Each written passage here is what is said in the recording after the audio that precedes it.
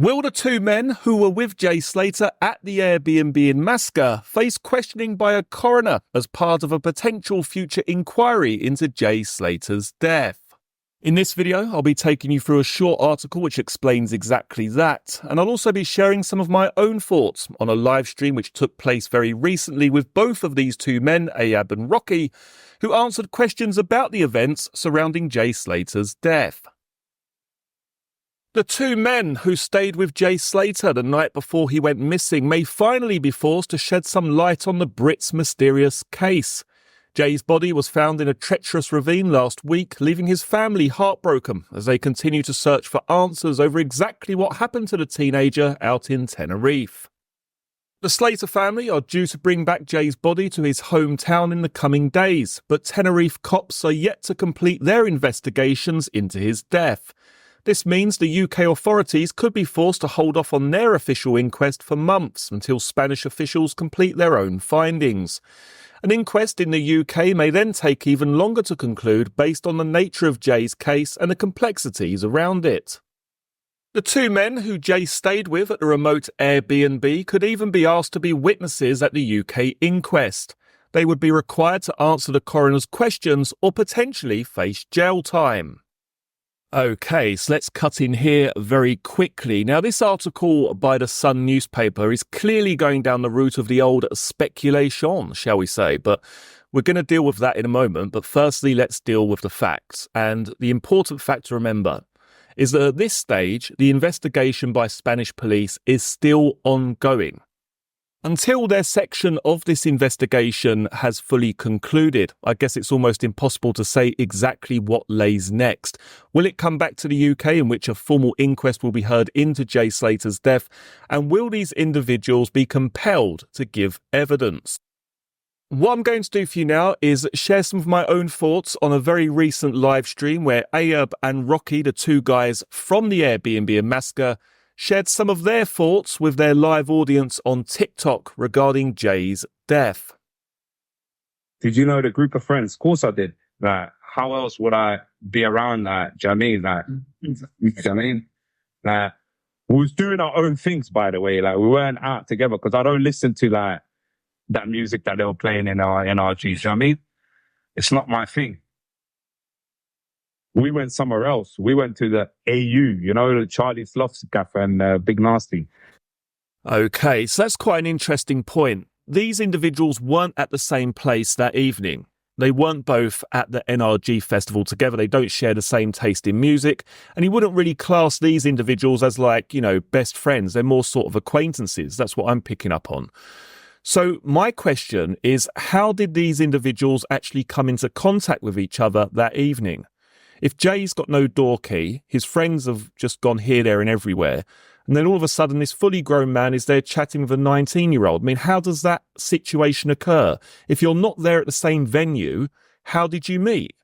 Did he message you? Did he want something from this individual? Did this individual want something from Jay?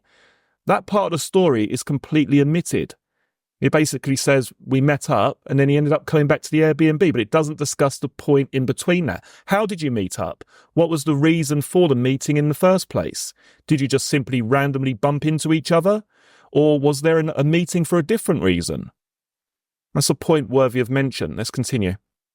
He's scared. I don't know why he was scared, like, and he ain't here to answer that question, like, do you know what I'm saying? Like, at the end of the day, we couldn't work. I don't want to say like what, like, do you know what I mean? People could be going through something in their own heads. Who knows, like, do you know what I'm saying?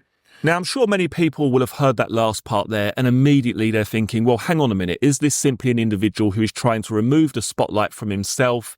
And maybe he is suggesting here that Jay actually took his own life. And I don't believe for a second that that's what he's suggesting. And I want to look at this, hopefully from a more balanced perspective. Let's think if this part is actually true, that Jay was with this individual for just a couple of hours. They've gone back to the Airbnb. He seems in a jovial, happy mood. Everything seems fine. But then upon looking back at this, he's also aware that he turned down the lift. He turned down waiting for the bus. He walks off in the wrong direction. And then later on, he is found dead at the bottom of a ravine. I think naturally you would think to yourself, well, on the face of it, he appeared okay. He appeared okay to me. I didn't really spend that much time with this individual. But do we really know exactly what was taking place with Jay himself? No, we don't. So I don't think that's an outlandish suggestion for this guy to then say, well, we don't really know what was going on in his own mind. We don't really know why he took the steps that he did. That could actually be an innocent answer. But anyway, let's continue. Bro, like everyone's asking, why was he scared? Bro, I don't know why he was scared, bro. Like, stop asking me. Like, you're asking the wrong guy. Like, why was he scared? Should he just come back to chill? Bro, I don't know. Like, do you know what I'm saying? Like, I've got videos on my phone where, like, me and him are videoing Rocky in the car where Rocky's sleeping on the front. Like that. Now, of course, with this, we do have to take it all at face value and also take it at the same time with a little bit of a pinch of salt. Because clearly, if Jay was scared, then he's not going to be expressing why he was scared on this particular live, is he? Or on this particular TikTok video. He's not going to be saying, well, Jay was worried because this happened. He's not going to be going into those details, is he? So we do have to be mindful of that as we continue. But it's interesting when he says, or when he's asked, well, why did Jay come back? And he says, well, I don't know. Well, surely you know. Surely you must know what this individual's motivation was to get in a car with you and go back to the Airbnb some 23, 25 miles away. Was it to continue to party? Was it to continue to get high? Was it to chill out? Was it to listen to some music? What was the point of him coming back? I mean, for him to say, oh, you know, sort of awkwardly, oh, I don't know. I mean, that is a little bit odd. Surely you know, A, how you met this individual that evening, which is completely omitted from this piece. You must know how you met him and why he's come back. Is it simply because he's got no door key? Is it simply because he wants a few more drinks? To say, I don't know, I can't really answer that, is a little bit of a crap answer. Anyway, let's continue. Of course I went straight to bed when I got home. Obviously I'll give him fags and that. Then just eat a charge up on Rocky Cell and that, whatever. And then, boom, I went to bed 100%. So again, I'm sure here that many people have picked up upon the topic of the old phone charger. Now, in Mark Williams' Thomas piece, he basically said that Ayub had said to him that Jay had asked for a charger. I've said to Jay, go into my mate's room, he's asleep. Jay then asked for a phone charger. He said, go into my friend's room, he's asleep, take his charger, and you can put your phone on charge. Yeah, in this video here, he's basically saying that he went to get the charger for Jay. He didn't tell Jay where the charger was. He went into the room himself, and his friend was asleep. Now, the point that I can't get my head around is that unless this Rocky guy has some sort of Paul McKenna-like ability to just fall asleep within a matter of mere seconds, then how have they come into the house or into this property and the friend is already asleep? Again, we need to be careful here. This guy is also giving a very, very brief rundown of events. He may have got things slightly in the wrong order. We can't take everything he says as the gospel truth. But it's an interesting point, isn't it? Regarding this charger, there is also a point later on where he seems to sort of stutter and stall regarding the phone charger, and he has to actually think about what actually took place. Again, an interesting point. It doesn't prove that he's lying, but it's a point worthy of mention. Like, why didn't you take it to the hotel? Bro, he looked at me and said, bro, I ain't got the key to my place. Them lot are gone back left and that. Can I roll with you, man? He asked me, bro. I didn't invite no one, right? I invite baddies back to my house. I'm saying, like, anybody. And you know what happened the night before. Do you know what I'm saying? These lot don't even know, like, rockets, bro. Or I don't have to explain it to them, bro. You know what I mean? Why was he scared when he left? What? Bro, I don't know why he was scared. That's in his own head, like.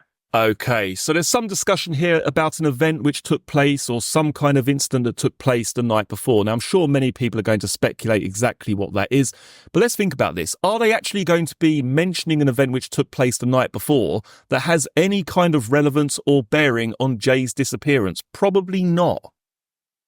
But one thing you can say about their whole entire story in general is that it's very basic. It's very, very simple. And you need to ask yourself, is that by design? In the, okay, we're going to create a story here. We'll keep it very, very simple so that we can both tell the same story. We're not going to go wrong. We're not going to trip ourselves up. Is that the reason why the story is so simple? Or is that simply what happened? That Jay got in the car, he didn't have his keys, they drove back, they went to bed, Jay disappears. Let me know your thoughts. Do you think that this is just a very simple story because that's what happened? Or is it a simple story by design? So they can keep their story straight, they're not going to trip each other up, they're not going to tell a different version of events, and everything will be fine. Let's continue. I was somewhere already asleep. Well, no, he asked me for the charger, but it's me. Shit, pouring water. So my mate was sleeping. Lucky, like I don't even have to say. Yeah, I was. You're here now. Like, Now, this is the one point where there seems to be some confusion. I would imagine, now I can't see the chat here, but I would imagine that someone has said, well, who was asleep then? You know, you're saying your mate's already asleep. And then he kind of alludes to that at the beginning. And then he says, well, yeah, I got the charger. He's sort of trying to remember what he said, almost. That's what it appears like. Again, this person could be simply trying to recall what happened. It was a very, very, short period of time. Maybe he's got it wrong. Maybe he's trying to tell an exact version of events to make everything sound correct. I guess that's going to be open to interpretation. But this is the one point where he seems to stumble a little bit. And again, this simply could be down to the fact that he's trying to recall exactly what happened. Maybe he misspoke in the previous sentence. We can't just say, well, this person's tripped up here. He must be guilty of something. There's something terribly wrong. We can't really say that. But what we can say is there's some kind of hesitancy, and he does realise at some point that he's made a mistake in the story, and he then tries to correct it. Now, for me personally, with this case in particular, I just can't see how they're going to prove that really any sort of criminality here actually took place. And that's not to say that it didn't, but how do they go about proving that? I would say the only thing that could contradict this version of events put forward by this individual here, or these two individuals, the only thing that could possibly contradict that is Jay's mobile phone. And again, I'm mentioning the mobile phone because I do believe it's really the key piece of information which ties the loose ends together. Why Jay left the way he did, who was he in contact with, where did his phone go after leaving that particular location? The key remains with Jay's mobile. And it's important to remember at this point in time, the Spanish side of this investigation still remains open. We don't really know what investigation they're undertaking at this particular time. We just know that the body at this point has not been flown back to the UK and that their part of the investigation has not reached its conclusion. Let me know some of your thoughts down in the comments section below. What did you make of this particular live on TikTok the other night? Let me know some of your thoughts. I'll put the full version, which is also on my channel, down in the video description box below. As always, many thanks for joining me for this one. I look forward to seeing you all again for the next one. Take care. Cheers.